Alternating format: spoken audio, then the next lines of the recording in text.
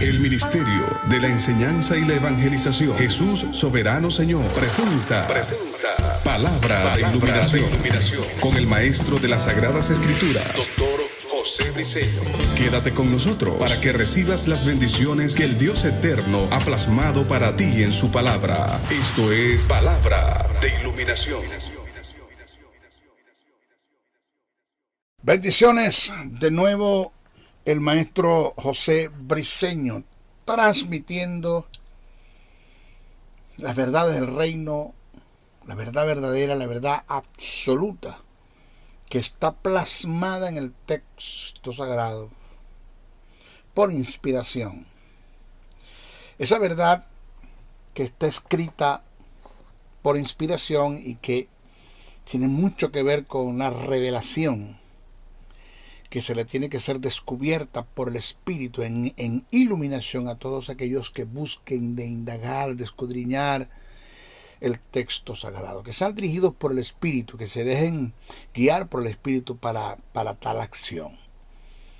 El trabajo de los 5 ministerios, apóstol, profeta, evangelista, pastor y maestro, el objetivo principal es perfeccionar a los santos. El término perfeccionar es catartismo, que significa llevarte a un estado de madurez, aunque no indica haberlo alcanzado todo. Pero es el trabajo de los 5 ministerios. De eso me ocupo como maestro, porque para lograr dicho objetivo, estudio, indago, escudriño, le dedico tiempo, soy responsable en el asunto, me mantengo en esto, soy constante, perseverante, persistente. Entro a veces en el campo de la abstinencia, donde hay cosas de las cuales tengo que abstenerme, que atentan en contra del tiempo que debo dedicar al estudio de las Escrituras. Por eso es que el apóstol Pedro, cuando los griegos se quejaron de que las viudas no eran atendidas, estaban totalmente desatendidas, Pedro dijo: búsquense 7 hombres llenos del Espíritu Santo que se encarguen de atender las mesas, o sea, cuidar pobres, viudas y menesterosos. Nosotros nos vamos a descuidar 2 cosas: la vida de intimidad, que tiene que ver con la oración, y el estudio de la palabra. Eso fue claro, el apóstol Pablo fue muy claro con el asunto. Eso es lo que a eso me dedico, a estudiar. Tengo ya 38 años estudiando las Escrituras, 30 años ejerciendo el ministerio de maestro a nivel nacional e internacional. Y hemos estado trabajando. Este es mi llamado. Este es el más grande de los llamados que Dios le puede hacer a un hombre. Pablo lo compara como el supremo llamamiento, y el término supremo es el más grande de los llamados. Y Pablo dice que las características de un llamado está en proporción directa de la naturaleza de quien te llama. En el caso del llamado de los 5 ministerios, si fuiste llamado por Dios, pues no hay un llamado más grande que el que Dios haga. Por eso Pablo dice que eso es un supremo llamamiento, el más grande de los llamados, porque fuimos llamados por el Eterno. Le doy gracias a Dios que me escogió. Sé que fuera de este recinto hay gente con mayores capacidades que las mías, pero a Dios le plació, y hablando del término vulgar, no obsceno, vulgar, a Dios le dio la gana de que fuera yo. Y gracias doy al conjunto de la deidad, a mi Padre, a mi hermano Jesús, mi Salvador, y al Espíritu Santo, que es mi consolador y que está morando en mí. Maestro José Briceño transmite desde el estado de Texas, la hermosa ciudad de Dallas, para el mundo, pasando fronteras. Pido por favor que los que me están escuchando, 2 cositas pido por favor. 1, suscríbanse a mi canal, inviten a otros a que se suscriban, denle clic a la campanita, y 2, compartan este mensaje, no se queden con él, compartan, ¿ok? Estamos desarrollando un tema acerca de lo que es la escatología bíblica, eventos del porvenir. En esta oportunidad, que esta es nuestra tercera clase, y nos toca tratar, o me toca tratar, el tópico acerca del concepto del término arrebatamiento en el sentido etimológico. Una de las reglas, códigos y principios de interpretación bíblica, cuando estudiamos las Escrituras y queremos hacer una exégesis de las Escrituras, no debemos nunca de dejar de tomar en cuenta este principio. Estudiar la raíz del término, la etimología del término, el significado original, desde su raíz, por ende, porque de allí parte una mayor iluminación, una mayor luz, una mayor comprensión de lo que estamos leyendo. Porque en griego, un término escrito en el español, en nuestras traducciones, por decir algo, la Casillero de Reina y Cipriano de Valera, entre otras, en el español, un término puede tener, puede verse escrito en diferentes formas o diferentes términos en el griego, koiné, pero en nuestra Biblia lo colocaron un solo término. Por decir el término amor, en la Biblia aparece en unas partes ero, en otras partes aparece filí, en otras partes aparece ágape, pero en nuestra Biblia aparece amor en todas partes, amor, amor, amor, amor en todas partes, y no define de qué tipo de amor se está tratando el que escribe. Por eso es importante tomar en cuenta la etimología de los términos, el origen. Eso es una regla y código de interpretación. Entonces, en el griego existen tres términos para hacer referencia al arrebatamiento, arrebatamiento de los cuales vamos a analizar etimológicamente y poder tener las propiedades que hay en cada uno de ellas. Primero aparece el término sunarpaso. El término sunarpaso, usted va a la Biblia y aparece el término arrebatamiento, sin embargo no se ajusta a la glorificación del cuerpo, al traslado de la iglesia, no se ajusta. De ellos hay dos que no se ajustan, hay uno que se ajustan de los tres. Por eso es que es importante estudiar esto. Tenemos primero el término sunarpaso, que aunque aparezca en la Biblia con el sentido textualmente dice arrebatamiento, pues no se está refiriendo al traslado de la iglesia. ¿Por qué? Por las características del término, porque se utilizó en el griego koiné, fue sunarpaso. En el sentido etimológico, este término con el prefijo sun del vocablo arpaso se usa intensivamente e indica, oiga lo que indica, oiga la naturaleza de ese término, que está totalmente en contraste al traslado de la iglesia. Tiene que ver con apoderarse a las fuerzas. Se usa de la posesión de demonios, según lo que está escrito en Lucas, el capítulo 8, verso 29. También es usado en la aprehensión de una persona con violencia para causar daño. Eso se usa en Hechos, el capítulo 6, verso 12, capítulo 19, verso 29. También se usa del viento cuando arremete contra una embarcación en alta mar, según Hechos 27:15. Ese es sunarpaso. Sunarpaso es el acto vamos a ser más claro en el concepto. Simplificándolo, sunarpaso es el acto de llevarse algo en forma repentina usando la violencia, y lo que te llevas no te pertenece. Este es el término que se ajusta al rapto, vocablo que, lamentándolo mucho, ha venido siendo utilizado, muy utilizado en el lenguaje de la iglesia contemporánea, pero que cuando nos queremos referir al arrebatamiento de la iglesia, de lo que Pablo hace mención en sus cartas, pues se utilizó el término rapto, cuyo término no tiene nada que ver con arrebatamiento de la iglesia, porque se ajusta al término sunarpazo, que es el acto de llevarse algo en forma repentina usando la violencia, y lo que te llevas no te pertenece.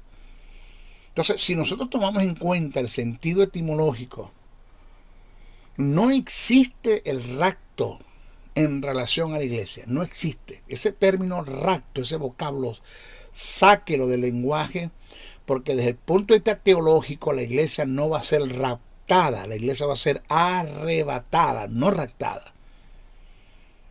Porque el término que utilizaron los apóstoles para hablar acerca de la glorificación del cuerpo, la resurrección de los muertos y la transformación de los que estén vivos es arrebatamiento. El segundo término es diarpazo. Este es el segundo término, diarpazo. D-I-A-R-P-A-Z-O. Diarpazo. Término que tiende a tener las mismas características del sunarpazo, pero está asociado con el saqueo, según Mateos 12:29, Mateos 13:19. Tiene que ver con la toma involuntaria, según Juan 6:15, Hechos 23:10. Tiene que ver con el arremeter para producir daños, según Juan, el capítulo 10, verso 12, verso 28 y verso 29. Ese es diarpazo, que tiene un denominador común o las mismas características de sunarpazo. Ahora, tenemos el término arpazo, A-R-P-A-S-O, arpazo, que indica llevarse algo en forma súbita o repentina sin usar la violencia. Y lo que te llevas es de tu pertenencia, es de tu propiedad. Este es el término usado para hacer referencia al arrebato que se dio por el Espíritu en la persona de Felipe cuando bautizó al eunuco. Este fue el término, según Hechos 10:39, este fue el término de Pablo cuando fue traspuesto al paraíso, al tercer cielo, según segunda carta a Corintios 12:2-4. Y es el mismo término, arpazo, que Pablo utilizó para el traslado de la iglesia, que es la primera...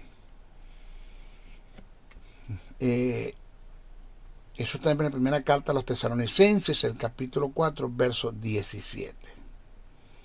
Este término, arpazo, fue el término que utilizó el apóstol Pablo para hacer referencia al traslado de la iglesia, por la razón que Cristo no viene a raptar, sino a arrebatar su iglesia. ¿Por qué razón? Porque nosotros le pertenecemos, Él nos compró con su sangre. Eso está escrito en primera carta a Tesalonicenses, el capítulo 4, verso 17. Ahora, vamos a entrar en el tópico, hacer un análisis de las diferentes escuelas y posiciones y las diferentes complejidades de la materia en relación al traslado de la iglesia. Vamos a hacer un análisis. Entonces, después de haber presentado los diferentes términos en relación al uso de una avenida, y después de haber utilizado, de haber analizado los diferentes términos en relación al arrebatamiento o al rapto en contraste al arrebatamiento, vamos a comenzar a presentar las diferentes posiciones y escuelas teológicas en relación al arrebatamiento de la iglesia. Y de esta forma vamos a ir descartando. Digo vamos a ir porque usted tiene que hacer un análisis conmigo, no me deje solo, preste atención, tome papel, tome un apuntador, tome un lápiz, una nota para que usted tome nota, vaya a los textos, pare el audio-imagen, estudie Entonces vamos a hacer un análisis para ir descartando las que no se ajustan a la verdad del programa escatológico de Dios en el establecimiento de su reino. No se le olvide lo que antes le enseñé, que la verdad de Dios en el pensamiento de Dios es absoluto. O sea, no hay lugar para hablar de escuelas en relación al pensamiento de Dios, porque la verdad de Dios es una. Dios no tiene problemas de bipolaridad ni ambigüedad. Dios, en lo que Él decretó, de lo que está escrito y ya está establecido en el texto sagrado, es un pensamiento y eso se mantiene. Es decir, le voy a dar un ejemplo con una verdad paralela.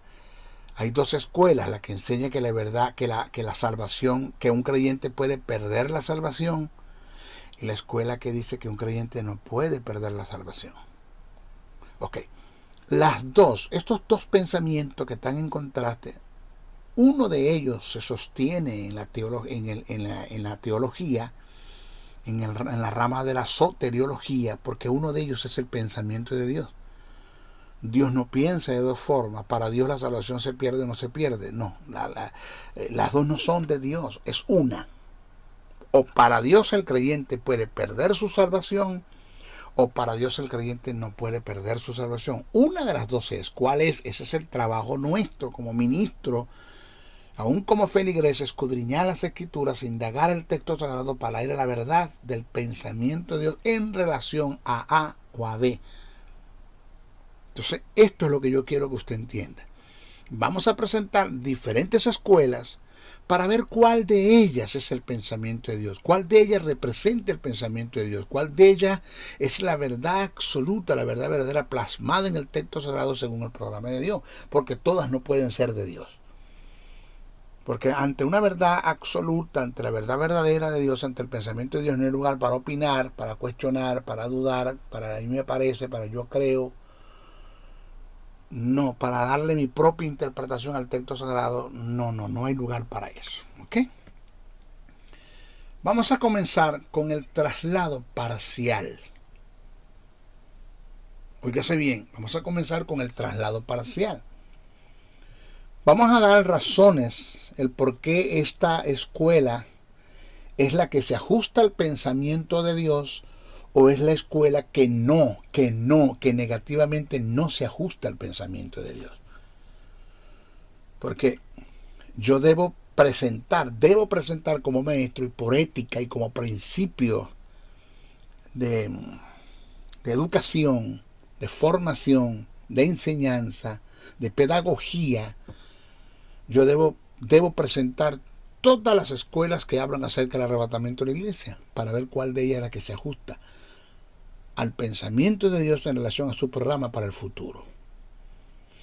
Comencemos con el traslado parcial. ¿Okay? Esta escuela enseña y afirma que en el arrebatamiento de la iglesia habrá parte de ellas que se levantará y otras que se quedarán. O sea, ellos alegan que cuando Cristo venga a buscar a su iglesia, pues habrá un grupo de creyentes que se quedará y otros grupos que se van. Un grupo de hijos de Dios que se quedarán y otros que se irán con el Señor. Entonces, en esta escuela, la del traslado parcial, se discute que no todos los creyentes serán tomados en el traslado de la iglesia.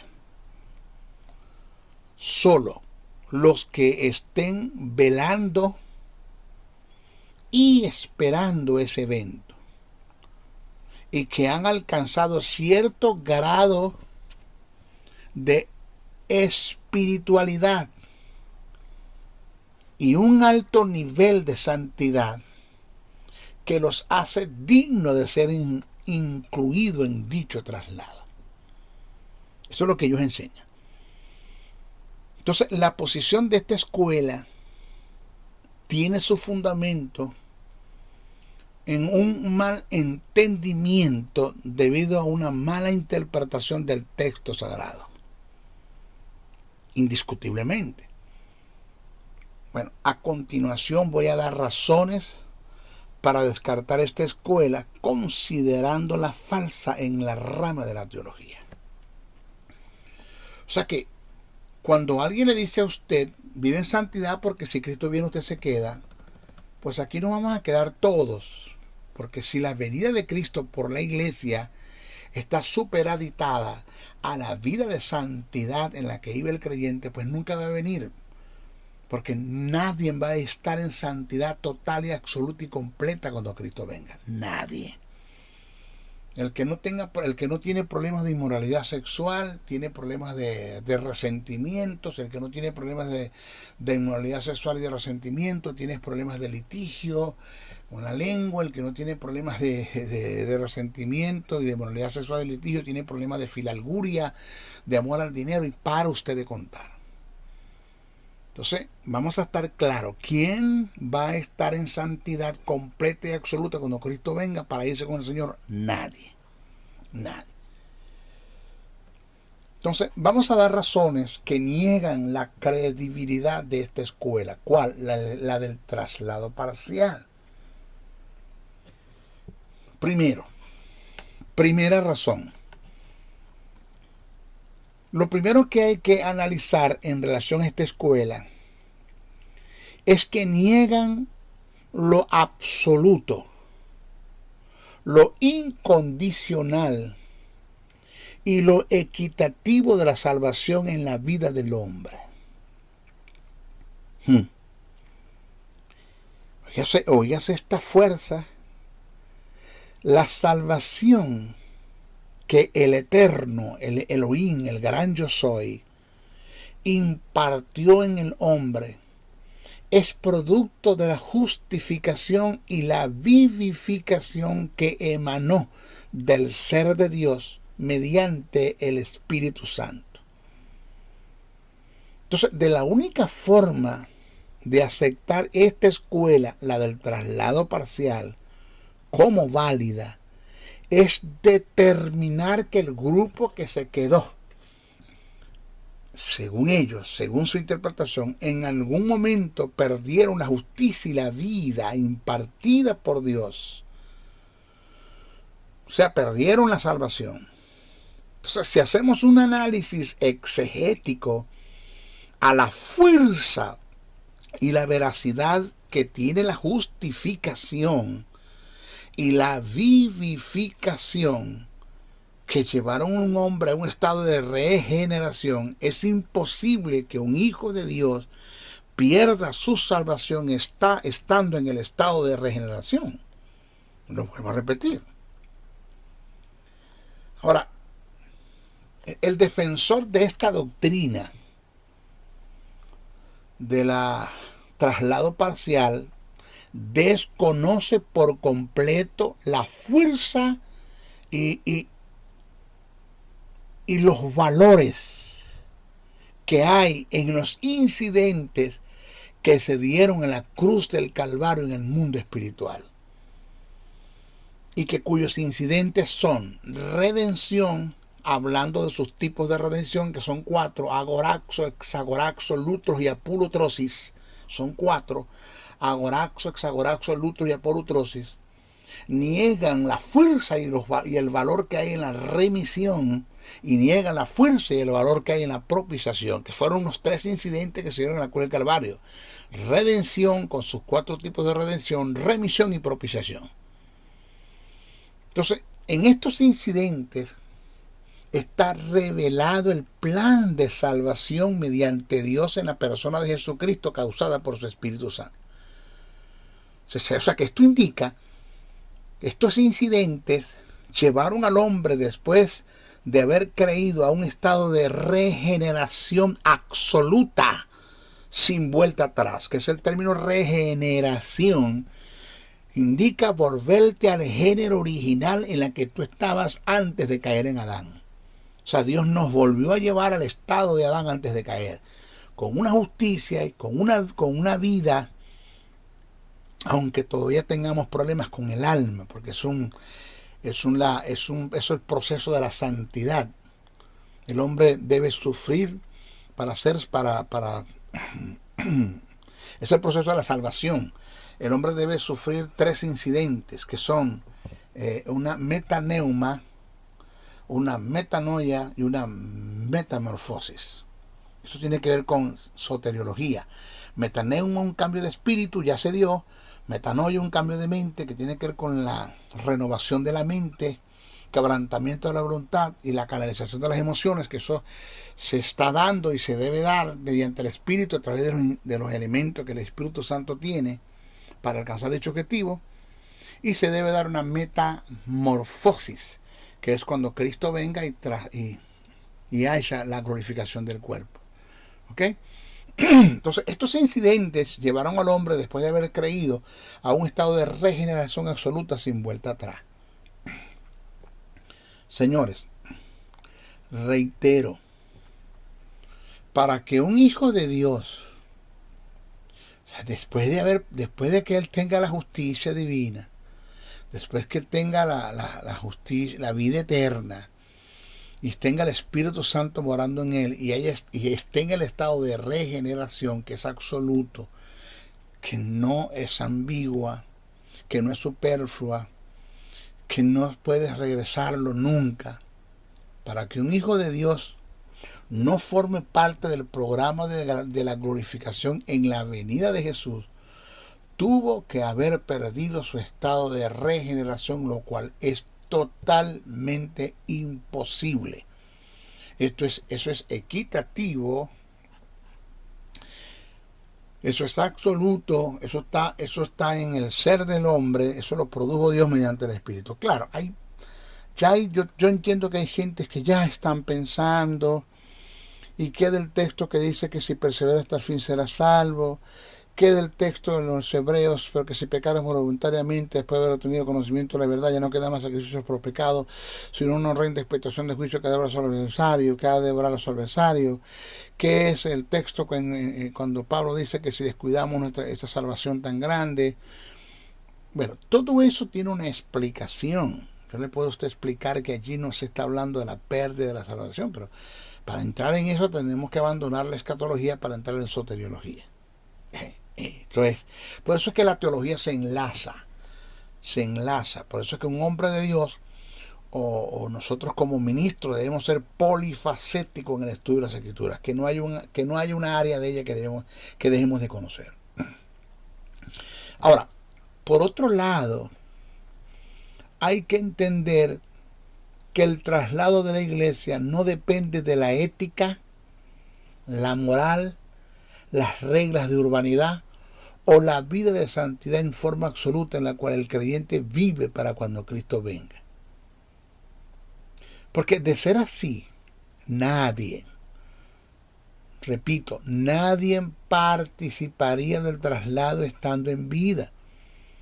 Porque mi pregunta es, ¿quién estará en santidad absoluta, total y completa para cuando Cristo venga? Nadie.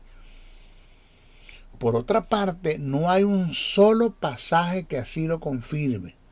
Lo que se han tomado para defender el traslado parcial están fuera del texto, del contexto, totalmente descontextualizado, distorsionado, desfasado.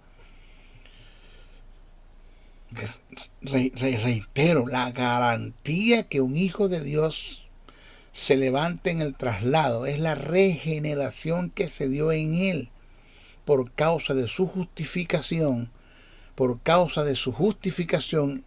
y la vida de Dios impartida en su espíritu, que dicha justificación e impartición de vida eterna se dio por los incidentes que ya los nombré, dados en la cruz del Calvario, que son la redención, que son los tipos de redención, ya los nombré, agoraxos, lutros y apolutrosis, la remisión y la propiciación, que estos incidentes se dieron en la cruz del Calvario en el mundo espiritual, y que nadie, ni los civiles, ni el populacho, ni los militares, ni los religiosos que estuvieron al frente de la cruz vieron estos incidentes. Eso se dio en el mundo espiritual. Eso se le fue revelado al apóstol Pablo y él lo entendió perfectamente y lo escribió y se le fue iluminado. Ahora, primera razón que niegan la credibilidad de esta escuela. La primera es que aquí ya dimos la primera razón. Vamos a la segunda. La segunda razón, niegan la consumación de la salvación del cuerpo de Cristo. Segunda razón, niegan la consumación del cuerpo, de la salvación del cuerpo de Cristo. O sea que según, ¿qué usted quiere decir con esto, maestro? Según los escritos del apóstol Pablo, la iglesia gozará de un arrebatamiento en núcleos como un organismo, no dando lugar a parcialidades de ningún tipo. Cuando Cristo venga, quienes se levanten en su búsqueda es la iglesia, que es su cuerpo. Quien no participa de este acontecimiento nunca formó parte de la iglesia, aunque estaba en el conglomerado de ella. Fíjese bien esto. O sea, es un creyente nominal. Estaba ahí en la iglesia, pero no tenía la justicia, no tenía la vida, no tenía el Espíritu, no tenía la vida de Dios, no era salvo. El término iglesia del griego es eklesia, que indica un conglomerado de gentes que fueron escogidas y que se congregan para un fin. Jesús dijo, y sobre esta roca edificaré mi iglesia. Eso es lo que está escrito en Mateo 16-18. Gramaticalmente indica que tenemos la posibilidad de que haya otras iglesias que no son de la propiedad de Jesús, ya que no forman parte de su cuerpo. Entonces, en el arrebatamiento de la iglesia, solo se levantarán los que formaron parte de la iglesia de Jesús. Esto es del cuerpo de Cristo. Los que son regenerados, que tienen justicia y que tienen vida. Los que no son iglesias y por ende no pertenecen al cuerpo de Cristo se quedarán, pero no son iglesias. No hay lugar de un traslado parcial. Los que no se fueron no son iglesias, punto. Entonces no se puede hablar de un traslado parcial. Entonces, por esta causa, yo alego como maestro que no hay la posibilidad de que hayan gente que se queden en el traslado de la iglesia formando parte de la misma. Si son parte del cuerpo de Cristo, señores, no se van a quedar. Si el traslado es parcial, la salvación de la iglesia se daría por parte, negando así la consumación de la salvación en ella. Y estaría en total contraste a los escritos del apóstol Pablo. O sea que cuando Cristo venga y se lleve parte de la iglesia y otras se queden porque están descarriados o porque no están en santidad absoluta, total y completa, y llega al cielo, el Padre le va a preguntar a Cristo, ¿y qué pasó con los demás? No, me trae el 50% porque los demás están descarriados. O sea, al cielo se fue el cuerpo de Cristo desmembrado. Eso no es bíblico, eso no es escritural. Vuelvo a repetir, en el traslado de la iglesia, forma parte del cuerpo de Cristo. Si el traslado es parcial, la salvación de la iglesia se daría por parte, negando así la consumación de la salvación en ella. Y esto estaría en total contraste a los escritos del apóstol Pablo. Vamos a ver qué dice Pablo en la primera carta a Corintios, el capítulo 15, versos 51 y el 54. Cito: He aquí os digo un misterio, no todos dormiremos, pero todos seremos transformados en un momento, en un abrir y cerrar de ojos, a la final trompeta, porque se tocará la trompeta y los muertos serán resucitados incorruptibles y nosotros seremos transformados, porque necesario que esto corruptible se vista de incorrupción y esto mortal se vista de inmortalidad. Y cuando esto corruptible se haya vestido de incorrupción y esto mortal se haya vestido de inmortalidad, entonces se cumplirá la palabra que está escrita: sorbida es la muerte en victoria. Ahí no hay parcialidad.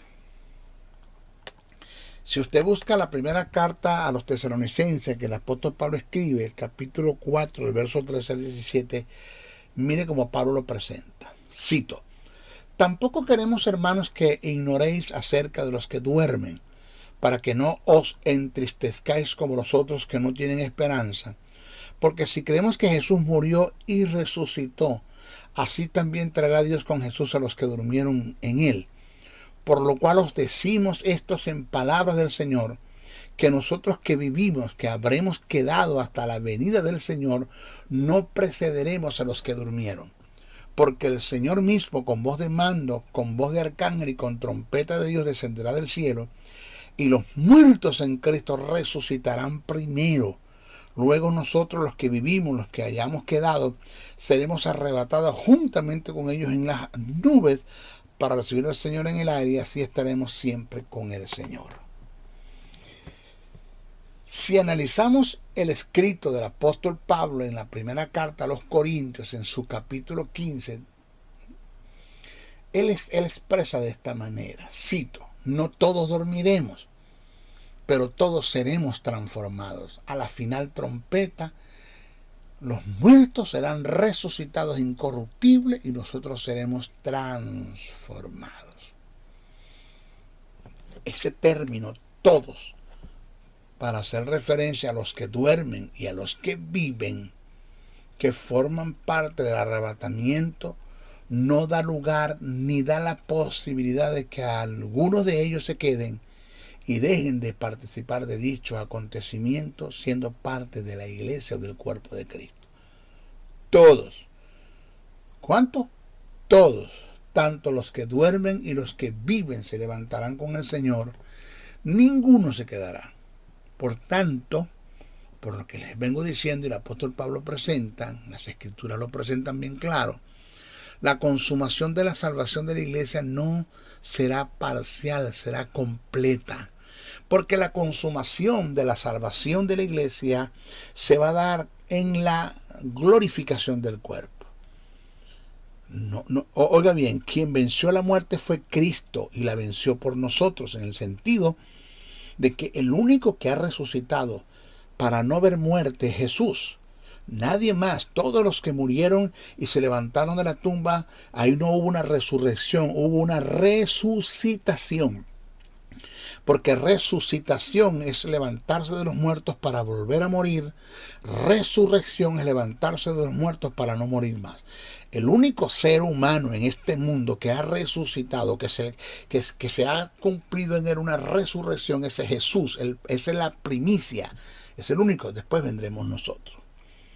Ahora, la salvación del hombre es integral y en parte es progresiva. El hombre fue salvo, hablando del espíritu, una metaneuma, cambio de espíritu, está siendo salvo, hablando del alma, una metanoia, y será salvo. Es decir, en la transformación del cuerpo. Esto tiene que ver con el futuro, que tiene que ver con la glorificación del cuerpo, que es la metamorfosis. Te lo explico bien claro. Es decir, en el espíritu fue salvo, en el alma está siendo salvo en la formación del carácter y en el cuerpo será salvo a causa del traslado de la iglesia. Y esto lo presenta Pablo. Pablo es bien claro. En Romanos, el capítulo 13, verso 11 dice: y esto conociendo el tiempo, que es ya hora de levantarnos del sueño, porque ahora está más cerca de nosotros nuestra salvación que cuando creímos. Si cuando creímos somos salvos, porque Pablo dijo que está más cerca de nuestra salvación, porque está hablando de la glorificación del cuerpo. E Isaías, el capítulo 25, verso 8 dice, cito: destruirá a la muerte para siempre y enjugará Jehová el Señor toda lágrima de todos los rostros y quitará la ofrenda de su pueblo de toda la tierra, porque Jehová lo ha dicho. Entonces, reitero, solo se levantarán de los que estén en vidas en el traslado de la iglesia los que formen parte del cuerpo de Cristo y los que murieron en Cristo, los hijos de Dios, los que fueron sellados por Dios con el Espíritu Santo. Punto. Vamos a leer, vamos a dar textos Vamos a leer Biblia. Segunda carta a Corintios, el capítulo 1, verso 21 al 22, dice, cito, porque todas las promesas de Dios son en el sí y en el amén, por medio de nosotros, para la gloria de Dios, y el que nos confirma con nosotros en Cristo. El que nos ungió es Dios, el cual también nos ha sellado y nos ha dado las arras del Espíritu en nuestros corazones. Si usted lee segunda carta a Corintios 5:5, dice, cito, mas el que nos hizo para esto mismo es Dios, quien nos ha dado las arras del Espíritu.